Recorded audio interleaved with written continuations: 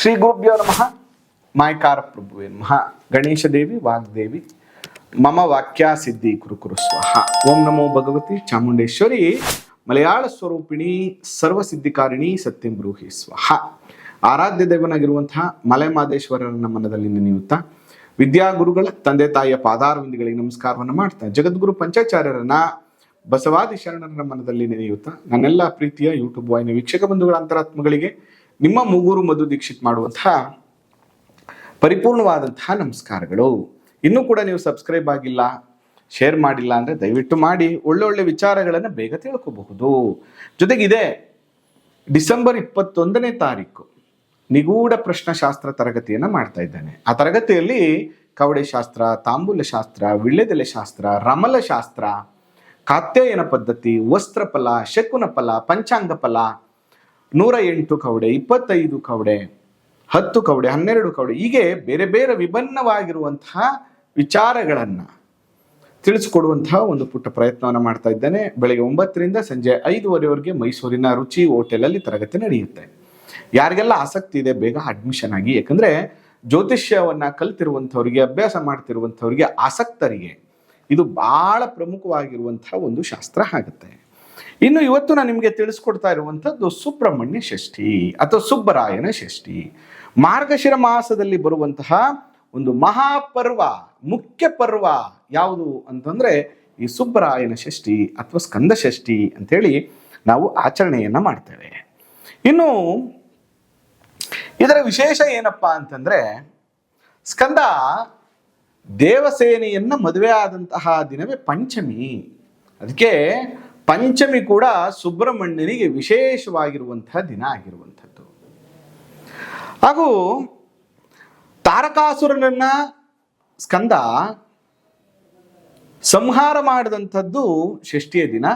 ಅದಕ್ಕೆ ಷಷ್ಠಿ ಸುಬ್ರಹ್ಮಣ್ಯನಿಗೆ ಅತ್ಯಂತ ಪ್ರೀತಿಪಾತ್ರವಾಗಿರುವಂಥದ್ದು. ಎಲ್ಲ ಶತ್ರು ಬಾಧೆಗಳು, ಸಂಕಷ್ಟಗಳು ಎಲ್ಲವೂ ನಿವಾರಣೆ ಆಗುತ್ತೆ. ಅದಕ್ಕೆ ಯಾರಿಗೆಲ್ಲ ಮದುವೆ ಆಗಿಲ್ಲ, ಯಾರೆಲ್ಲ ಮದುವೆ ಆಗಬೇಕು ಅಂತ ಯೋಚನೆಯನ್ನು ಮಾಡ್ತಾ ಇದ್ದೀರಿ, ಕುಜ ಸುಬ್ರಹ್ಮಣ್ಯನ ಇಂಡಿಕೇಟ್ ಮಾಡ್ತಾನೆ. ಕುಜ ಗಂಡನ ಕಾರಕ ಗ್ರಹ. ಅದರಿಂದ ಯಾವೆಲ್ಲ ಹೆಣ್ಣು ಮಕ್ಕಳು ನನಗೆ ಮದುವೆ ಆಗಬೇಕು ಅನ್ನುವಂತಹ ಆಲೋಚನೆ ಇದೆ, ಶೀಘ್ರವಾಗಿ ಒಳ್ಳೆಯ ವರ ಸಿಕ್ಕಬೇಕು, ಗಂಡ ಸಿಕ್ಕಬೇಕು ಅನ್ನುವಂತಹ ಆಲೋಚನೆ ಇದೆ, ಅವ್ರಿಗೆ ಮಂಗಳವಾರ ಸುಬ್ರಹ್ಮಣ್ಯ ಆರಾಧನೆಯನ್ನು ಮಾಡಿ ಅಂತ ಹೇಳ್ತೀವಿ. ಅದರಲ್ಲಿ ಕೂಡ ವಿಶೇಷವಾಗಿ ಈ ಪಂಚಮಿ ದಿನ ಆ ಸುಬ್ರಹ್ಮಣ್ಯ ಸ್ವಾಮಿಗೆ ಹಾಲಿನ ಅಭಿಷೇಕವನ್ನ ಮಾಡ್ತಾ ಬಂದ್ರೆ ಶೀಘ್ರವಾಗಿ ಅವರಿಗೆ ವಿವಾಹ ಪ್ರಾಪ್ತಿಯಾಗುವಂತ ಯೋಗ ಪ್ರಾಪ್ತಿಯಾಗುತ್ತೆ. ಅದರ ಜೊತೆಗೆ ಷಷ್ಠಿಯ ದಿನ ಯಾಕೆ ಪೂಜೆ ಮಾಡಬೇಕು ಅಂದ್ರೆ ಶತ್ರುಬಾಧೆ, ಸಕಲ ಶತ್ರುಬಾಧೆಗಳು ನಿವಾರಣೆ ಆಗಬೇಕು. ಯಾಕಂದ್ರೆ ತಾರಕಾಸುರನನ್ನು ಸಂಹಾರ ಮಾಡಿದಂಥದ್ದು ಷಷ್ಠಿಯ ದಿನ. ಅದಕ್ಕೋಸ್ಕರ ಸಕಲ ಶತ್ರುಬಾಧೆಗಳು ನಿವಾರಣೆ ಆಗಬೇಕು ಅಂದ್ರೆ ಈ ಮಾರ್ಗಶಿರ ಮಾಸದಲ್ಲಿ ಆ ಸುಬ್ರಹ್ಮಣ್ಯ ಸ್ವಾಮಿಯ ಆರಾಧನೆಯನ್ನ, ಪೂಜೆಯನ್ನ ಮಾಡುವಂಥದ್ದು, ತನಿಯರಿಯರುವಂಥದ್ದು ಅಂತ ನಾವು ಕೇಳ್ತೇವೆ. ಅದರಿಂದ ಈ ಸುಬ್ರಹ್ಮಣ್ಯ ಷಷ್ಠಿಯನ್ನು ನಾವೆಲ್ಲರೂ ಕೂಡ ಆಚರಣೆಯನ್ನ ಮಾಡಬೇಕು. ಜೊತೆಗೆ ಸ್ಕಂದ, ಷಣ್ಮುಖ, ಕುಮಾರ, ಕಾರ್ತಿಕ, ಸುಬ್ರಹ್ಮಣ್ಯ ಅನ್ನುವಂತಹ ಹೆಸರಿನಿಂದ ಕರೆಸಿಕೊಳ್ಳುವಂತಹ ಮಹಾಪ್ರಭು ನಮ್ಮೆಲ್ಲರಿಗೂ ಏನ್ ಕೊಡ್ತಾ ಇದ್ದಾನೆ ಅಂದ್ರೆ, ಈ ಸ್ಕಂದ ಷಷ್ಠಿಯನ್ನ ನಾವು ಪೂಜೆ ಮಾಡೋದ್ರಿಂದ ನಮ್ಗೆ ಏನು ಪ್ರಾಪ್ತಿ ಆಗ್ತಾ ಇದೆ ಅಂತೇಳಿ ಸ್ಕಂದ ಪುರಾಣ ಬಹಳ ಸ್ಪಷ್ಟವಾಗಿ ಹೇಳ್ತಾ ಇದೆ. ಬ್ರಹ್ಮಜ್ಞಾನ, ಆಯಸ್ಸು, ಆರೋಗ್ಯ, ಅಪಸ್ಮಾರ, ಕುಷ್ಠಾದಿ ಮಹಾರೋಗಗಳನ್ನ ಪರಿಹಾರ ಮಾಡ್ತಾನೆ. ಅಂದ್ರೆ ಆಯುಷ್ಯಾದಿ ಕಂಟಕಗಳಲ್ಲಿ ಏನಾದ್ರು ತೊಂದರೆ ಇದ್ರೆ ನಿವಾರಣೆ ಮಾಡ್ತಾನೆ. ಆರೋಗ್ಯದ ಸಮಸ್ಯೆಗಳನ್ನ ಕೂಡ ನಿವಾರಣೆ ಮಾಡ್ತಾನೆ. ಚರ್ಮಬಾಧಿಗಳನ್ನ ನಿವಾರಣೆ ಮಾಡೋದ್ರ ಜೊತೆಗೆ ಭೂತ ಪೀಡ ಪರಿಹಾರ, ಸಂತಾನ ಸೌಭಾಗ್ಯ, ಪುಷ್ಟಿ, ತುಷ್ಟಿ, ಕೀರ್ತಿ, ಶತ್ರುಜಯ ಎಲ್ಲವನ್ನ ಮತ್ತು ಸ್ಕಂದ ಸಾಲೋಕ್ಯವನ್ನ ನೀಡುವಂತಹ ಯೋಗವನ್ನ ಮಹಾಪ್ರಭುಗಳು ನಮಗೆ ನೀಡ್ತಾ ಇದ್ದಾರೆ. ಜೊತೆಗೆ ಸುಬ್ರಹ್ಮಣ್ಯ ನಾಗದೇವತೆಗಳಿಗೆ ಸಹಾಯವನ್ನ ಮಾಡೋದ್ರಿಂದ, ಸುಬ್ರಹ್ಮಣ್ಯನನ್ನ ಪೂಜೆ ಮಾಡೋದ್ರಿಂದ ನಾಗದೋಷಗಳೆಲ್ಲವೂ ಕೂಡ, ಸರ್ಪದೋಷಗಳೆಲ್ಲವೂ ಕೂಡ ನಿವಾರಣೆ ಆಗುತ್ತೆ. ಇಲ್ಲಿ ಗರುಡ ನಾಗದೇವತೆಗಳನ್ನ ಅಂದ್ರೆ ನಾಗ ಸರ್ಪಗಳನ್ನ, ಸರ್ಪಕುಲವನ್ನ ಸೂರ್ಯನ ಬಳಿ ಕರ್ಕೊಂಡು ಹೋಗುವಂತ ಸಂದರ್ಭದಲ್ಲಿ ಆ ಸೂರ್ಯನ ತಾಪಮಾನವನ್ನ ತಡೆಯಲಾರದೆ ಸುಟ್ಟು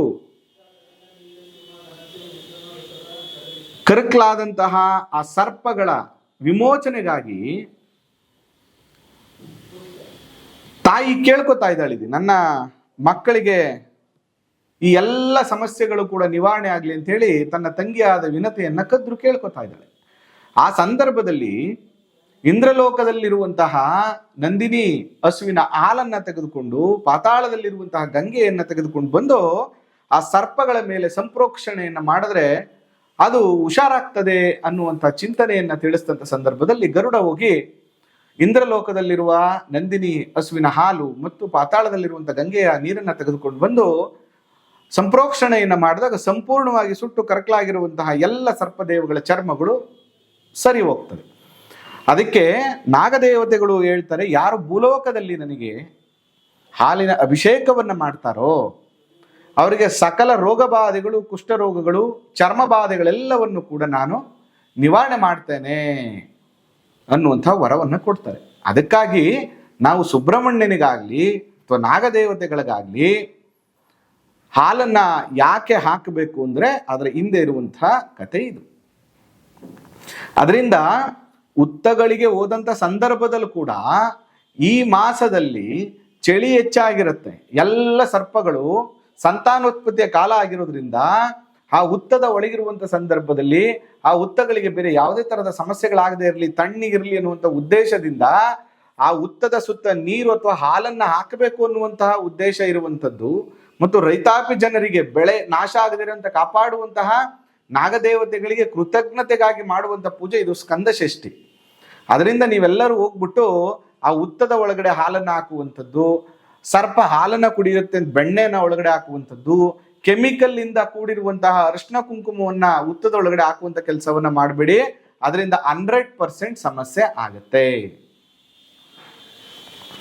ಇಲ್ಲಿ ಗಮನಿಸಬೇಕಾಗಿರುವಂಥದ್ದು ಬಹಳ ಸಿಂಪಲ್, ಹೋಗಬೇಕು ತನಿಯರುವಂಥದ್ದು ಅಂತ ಒಂದು ಲೋಟ ನೀರು ಮತ್ತು ಹಾಲು ಬೆಣ್ಣೆ ಎಲ್ಲವನ್ನ ಆ ಉತ್ತದ ಸುತ್ತ ಹಾಕಿ ಪ್ರದಕ್ಷಿಣೆಯನ್ನ ಮಾಡಬೇಕು.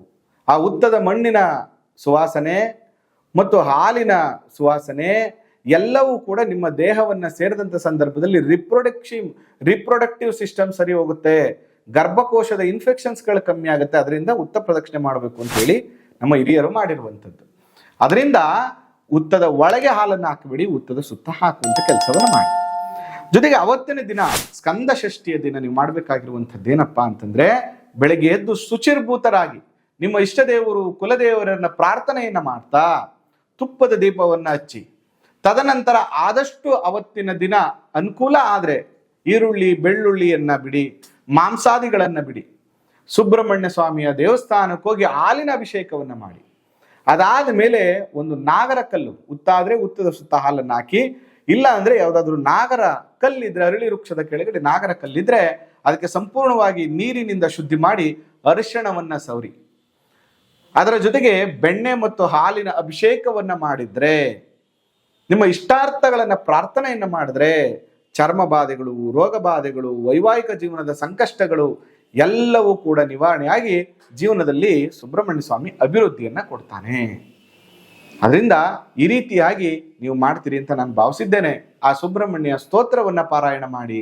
ವಿಶೇಷವಾಗಿ ಸುಬ್ರಹ್ಮಣ್ಯ ಸ್ವಾಮಿಗೆ ತತ್ಪುರುಷಾಯ ವಿದ್ಮಹೇ ಮಹಾಸೇನಾಯ ಧೀಮಹಿ ತನ್ನೋ ಷಣ್ಮುಖ ಪ್ರಚೋದಯಾತ್, ಷಣ್ಮುಖ ಗಾಯತ್ರಿ ಮಂತ್ರ. ತತ್ಪುರುಷಾಯ ವಿದ್ಮಹೇ ವನ್ಯವಕ್ತ್ರಾಯ ಧೀಮಹಿ ತನ್ನೋ ಸ್ಕಂದ ಪ್ರಚೋದಯಾತ್, ಸ್ಕಂದ ಗಾಯತ್ರಿ ಮಂತ್ರ. ಓಂ ಸುಬ್ರಹ್ಮಣ್ಯಾಯ ವಿದ್ಮಹೇ ಸುಮುಖ ರಾಜಾಯ ಧೀಮಹಿ ತನ್ನೋ ಮೋಹ ಪ್ರಚೋದಯಾತ್, ಸುಬ್ರಹ್ಮಣ್ಯ ಮೋಹನ ಗಾಯತ್ರಿ ಮಂತ್ರ.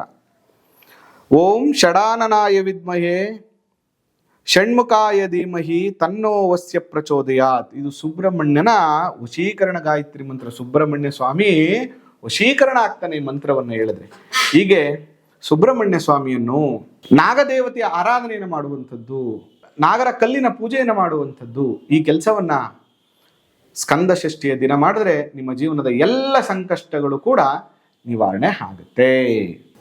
ನಾಗರಾಜಾಯ ವಿದ್ಮಹೇ ಸರ್ಪರಾಜಾಯ ಧೀಮಹಿ ತನ್ನೋ ನಾಗ ಪ್ರಚೋದಯಾತ್, ನಾಗದೇವತೆಯ ಗಾಯತ್ರಿ ಮಂತ್ರವನ್ನು ಅವತ್ತಿನ ದಿನ ಅನುಕೂಲ ಆದರೆ 108 ಸಾರಿ ಪಠನೆಯನ್ನ ಮಾಡಿ ನಿಮ್ಮ ಎಲ್ಲ ಇಷ್ಟಾರ್ಥಗಳು ಕೂಡ ನೆರವೇರುತ್ತೆ ಅಂತ ಹೇಳ್ತಾ, ನಿಮಗೂ ಕೂಡ ಈ ಕಾರ್ಯಕ್ರಮ ಇಷ್ಟ ಆಗಿದ್ರೆ ಹೆಚ್ಚೆಚ್ಚು ಶೇರ್ ಮಾಡಿ. ಆ ಮಲೆಮಹದೇಶ್ವರರ ಅನುಗ್ರಹ ಸದಾ ನಿಮ್ಮ ಮೇಲಿರಲಿ.